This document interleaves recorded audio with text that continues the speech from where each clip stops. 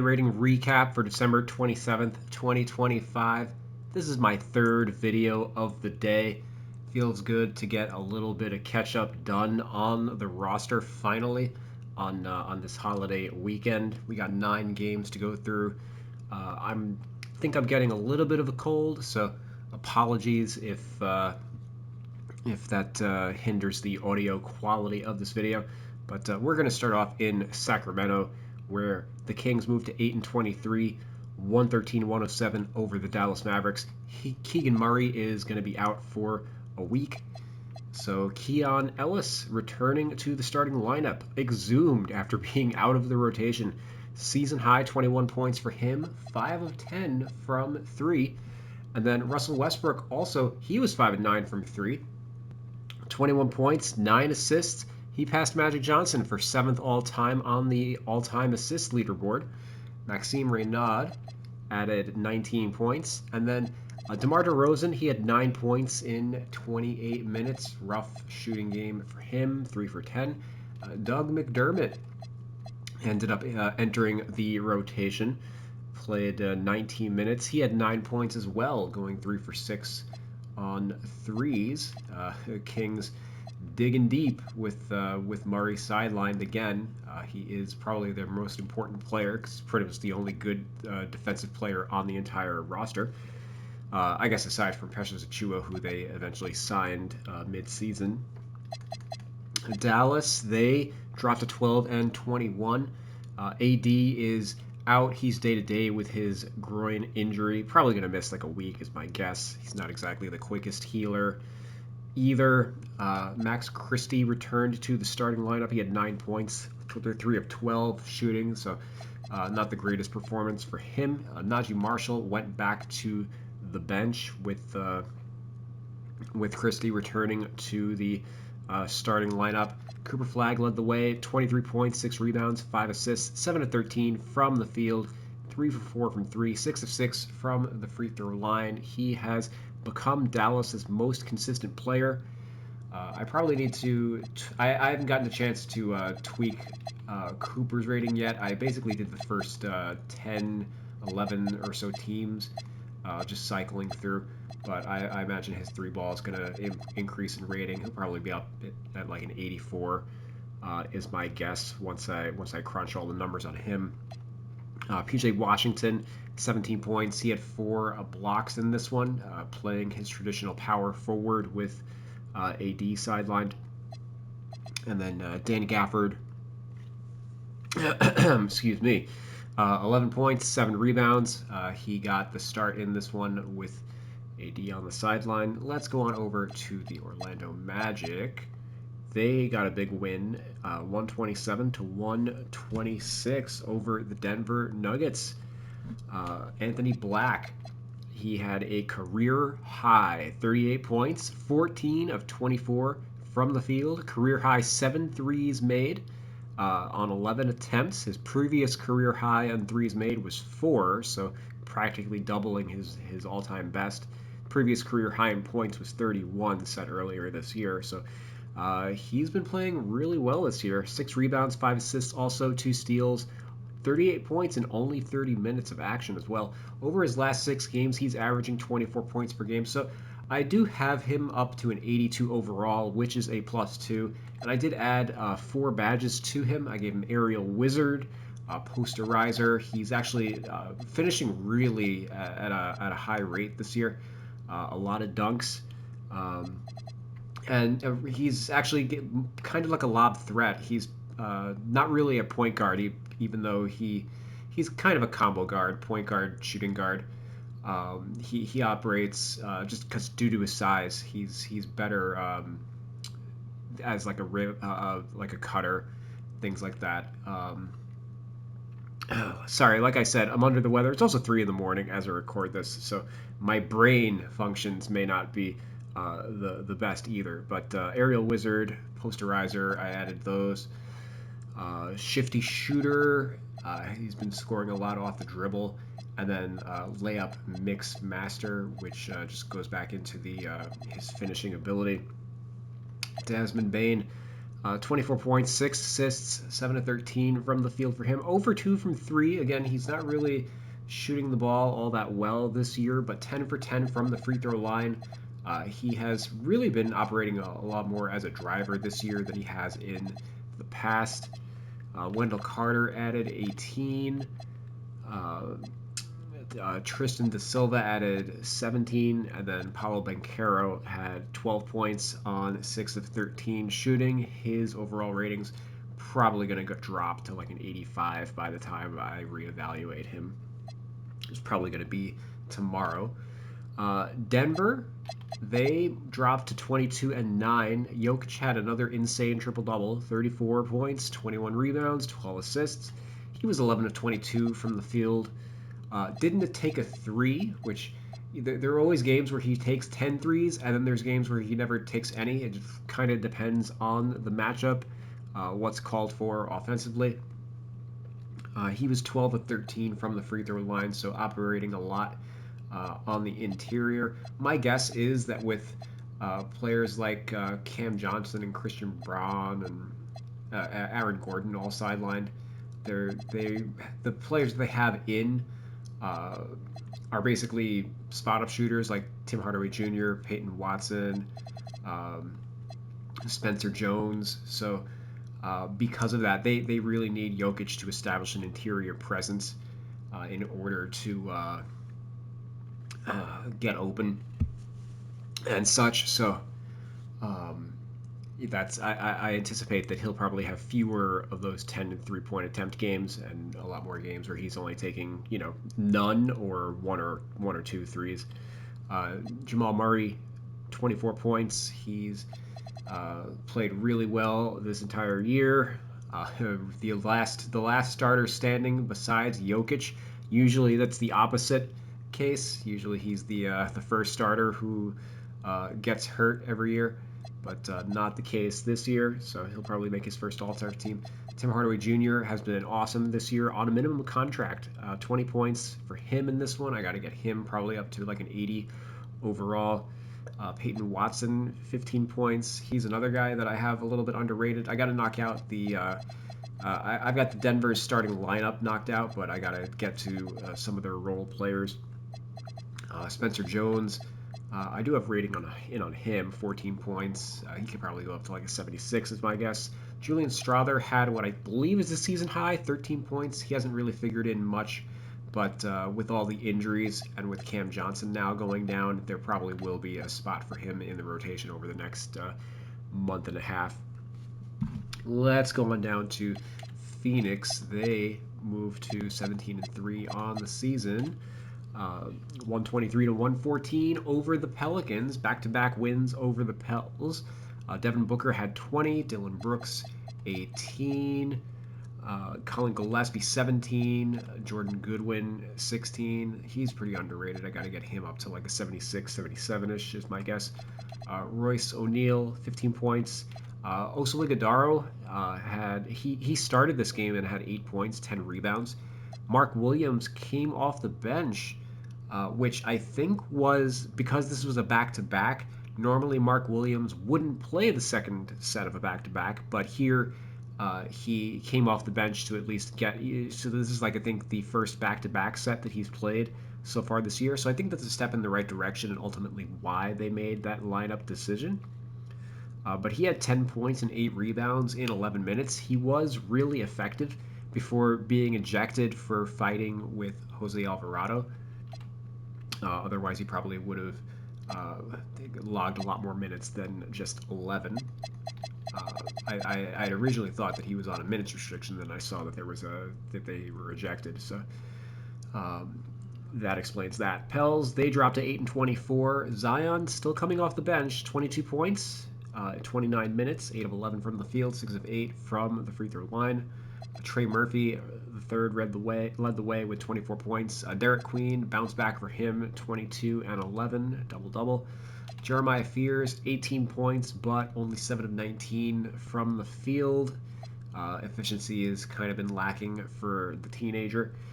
Bryce McGowan's scoreless in his start, 0 for 5 from the field in 24 minutes. Jordan Poole, not much better, 1 point off the bench in 14 minutes, 0 for 3 from the field as well.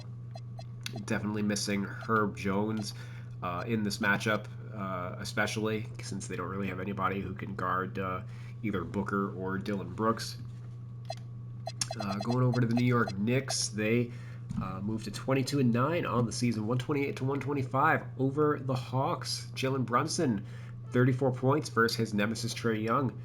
Karl Anthony Towns, 36 points, 15 rebounds, 17 of 18 from the free throw line. Those two combining for 70 points. It's going to be hard for them to lose most of the time when that happens. OG Anunoby had 15, 10, and 5 with 3 steals on a block. Played 38 minutes, solid all-around line, playing a little bit more than usual just because Josh Hart's out with a sprained ankle. He's going to miss about the next 3 games with an ankle sprain. Mohamed Diawara got the start, 5 points in 16 minutes for him. Gerson Yabusele, DNP-CD, he's completely out of the rotation right now.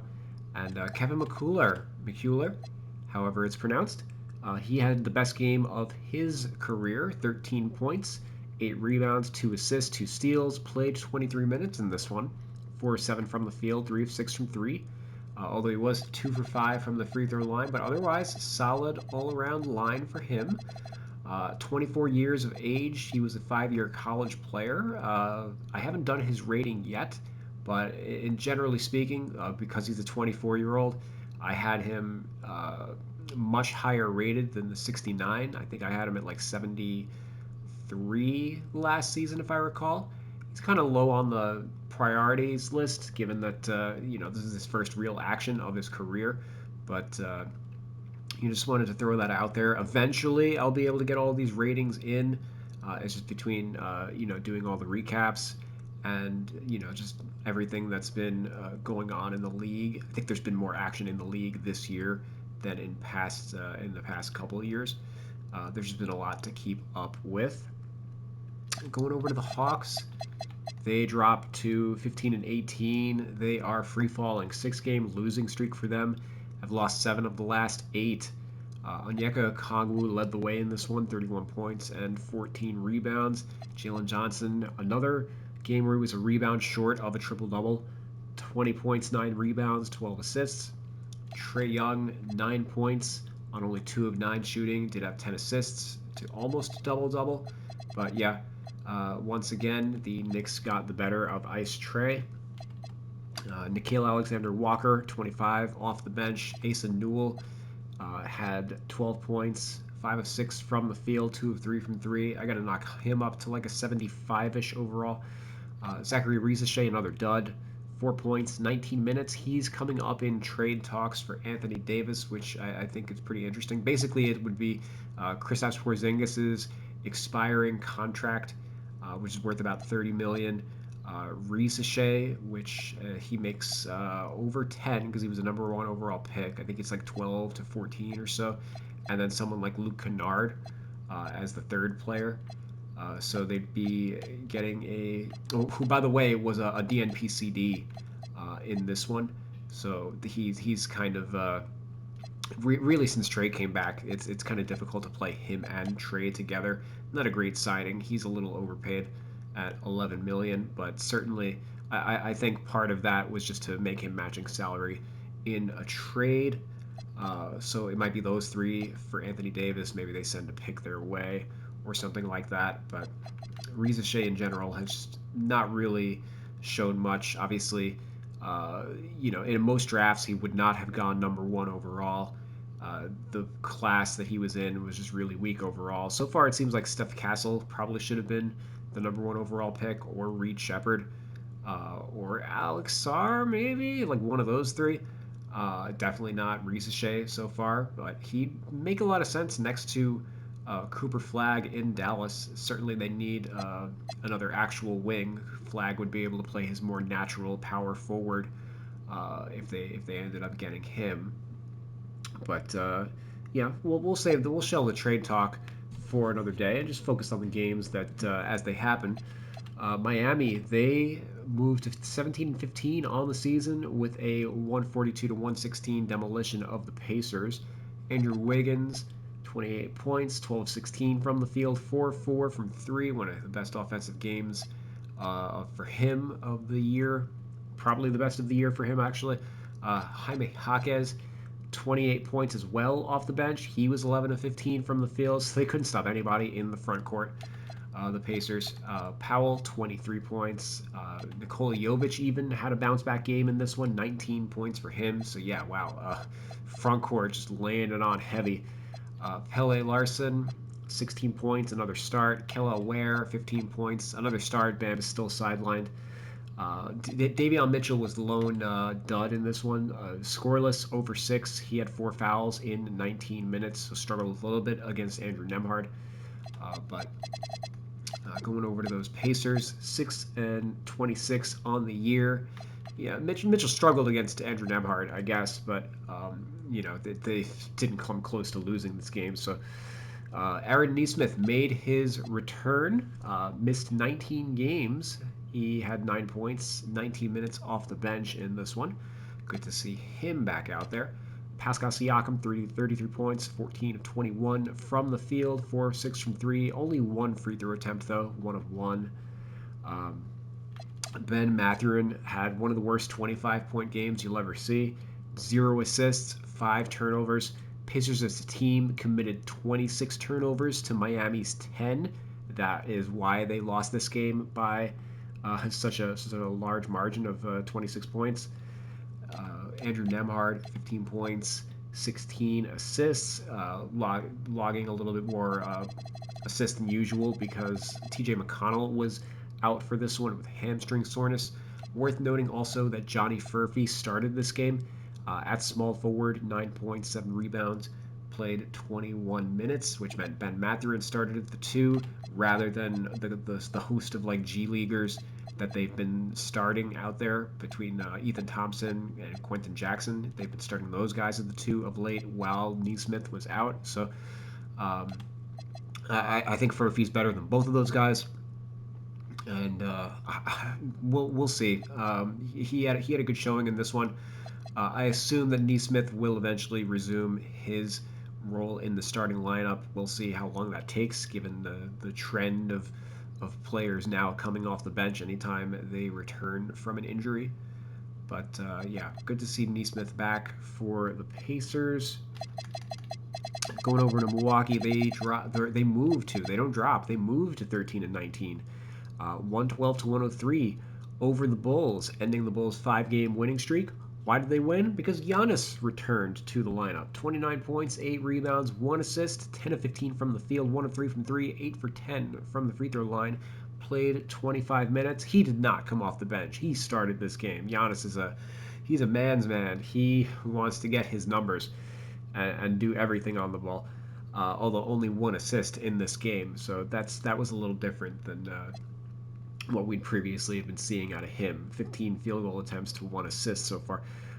Bucks are 11-7 with Giannis this year, 2-12 without him. So they're cooked as a team when he does not play.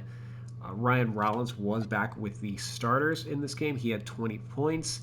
Bobby Portis and Kyle Kuzma hitting the bench. So it was Porter, Rollins, Green, Giannis, and Turner. So let me adjust and get Kuzma out of there. That should do it. There we go. All right. And then focusing in real quick on Miles Turner. He had 13 points, 5 rebounds, 27 minutes in this game. 37% from 3 overall this year.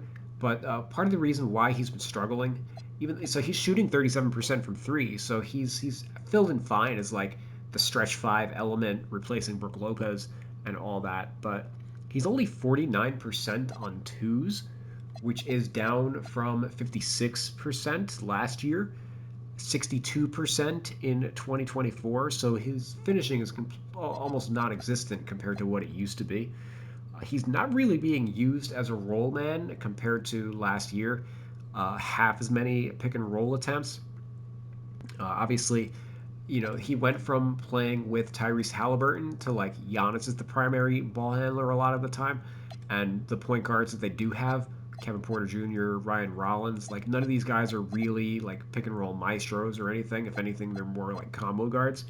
So that probably has led to Turner getting fewer pick and roll opportunities in general. But also when he is operating in the pick and roll, it's predominantly he's like just popping. He's not rolling to the basket at all.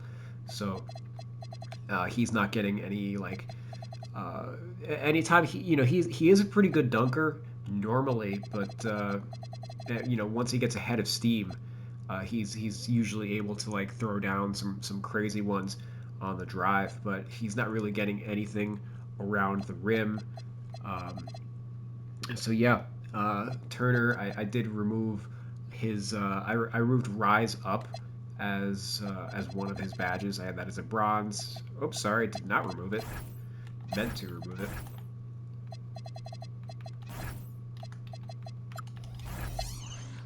But yeah, I've got him down at 81 overall, which is a -1 from where I previously had him at. The Chicago Bulls, they dropped to 15 and 16 with this loss. They had 6 players in double figures. They were on a 5-game winning streak. They have been running with the bench a little more of late, and the same was true in this one. Nobody on the team was over 29 minutes. Kobe White and Nick Vucevic led the way with 16 points. Zach Collins, for what it's worth, doubled off the bench, 10 points and 10 rebounds. I did add a second position to Jalen Smith, power forward. Patrick Williams only played 3 minutes in this one, so they are running double big on that second unit. And Williams has basically just fallen out of the rotation. He played 3 minutes in this one and was a DNP-CD in the previous game. Let's go on over to the Rockets. They moved to 19 and 10 on the season, 117 to 100 over the Cavs. KD 30 points, filling in the offensive void. Alperen Şengün out for this game. Steven Adams got the start, 9 points, 8 rebounds, 22 minutes. Tari Eason started again at shooting guard, and then Reed Sheppard, he had a solid line off the bench, 18 points, 8 assists, 5 steals. Yeah. So the Houston Rockets went with they're going big ball since Tari Eason came back. Amen Thompson, the shortest player in the lineup right now. Josh Okogie 6'4" with a 7-foot wingspan, so he plays bigger than his height. But Tari Eason 6'8" with a 7'2" wingspan. Yeah, Rockets are crazy, and I don't understand what the Cavs were doing to match up with them.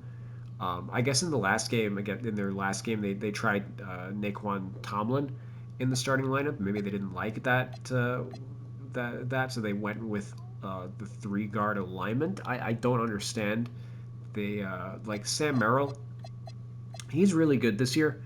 But playing him at small forward against the Rockets that are running this big ball team, like next to Garland, who's minuscule, Mitchell, who's undersized for a 2-guard, and then Sam Merrill is essentially as like your 3, or is Donovan Mitchell your 3? Donovan Mitchell's got a crazy wingspan at 6'10" for a 6'2" guard. So technically, maybe he's the small forward in these lineups. But yeah, Merrill and Garland is just really, really small of the backcourt. So Merrill had 13 points, but I just don't like the matchup at all. This was even a lineup where maybe you would want to play Lonzo Ball with the starters just to get just a little bit more size out there, or just rock with Jalen Tyson in the starting unit. Tyson ended up having a huge line in this one, 23 points. He had a career high 15 rebounds. 8 offensive boards, 30 minutes. So, I was rambling a little bit on why they're running these 3-guard alignment. Tyson absolutely should have been starting in this game, I think, and that more or less reflected. Also, they brought Evan Mobley off the bench again. Obviously, he's coming back from injury. He came back a little earlier from injury than he was otherwise anticipated to. So, I get that. He only played 20 minutes. He's on a minutes restriction. But yeah, it's still, they definitely need size in the front court right now. 4 points, 2 for 9 from the field for Mobley in this one. He wasn't terribly effective. Uh, Donovan Mitchell, down game for him, 16 points, 7 of 17 from the field. Garland had 12, but he was a minus 32 in this game.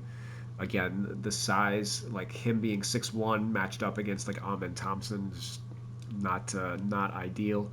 DeAndre Hunter had a dud off the bench, 2 points, over 7 from the field, 20 minutes. He was a minus 28 in this game. And then Jared Allen, he only played 18 minutes himself, 6 points, which with Mobley only playing 20 minutes, I'm wondering if there was an injury in play. I did not get a chance to check on that or anything.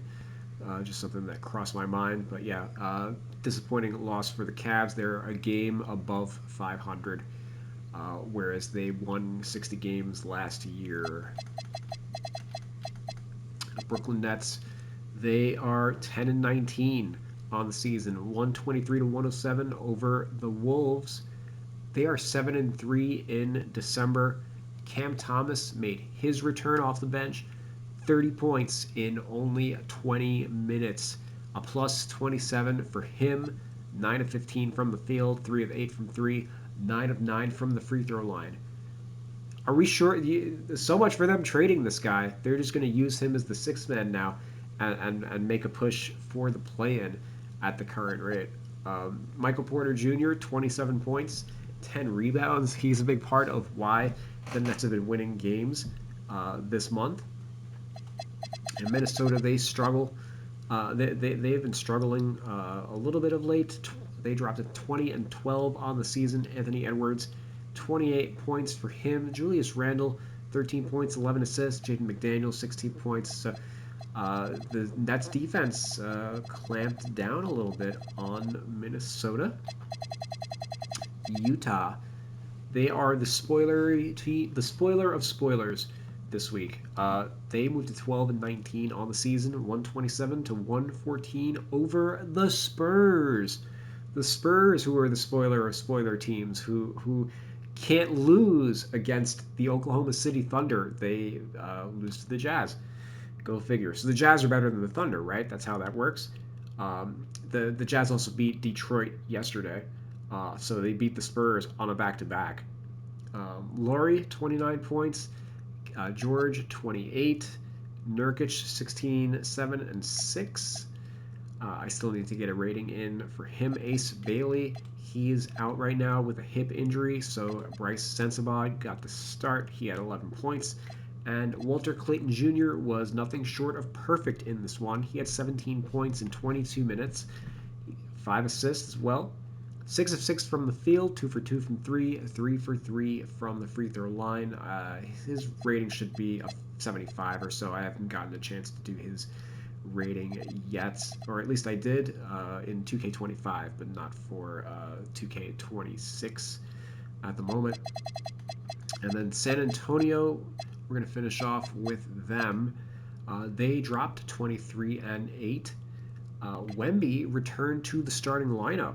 32 points, 7 rebounds, 3 assists, 5 blocks, 28 minutes, 12-21 from the field, 0 for 4 from 3, and then 8 of 8 from the free throw line.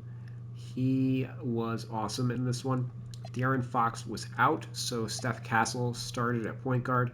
He had 20 points, 7 assists, 7 of 11 on 2s, but only 1 of 8 on 3s. Shooting is always going to be a little bit of a struggle for him. Dylan Harper, 7 points, 12 assists off the bench, so the two of them replacing Fox more than adequately.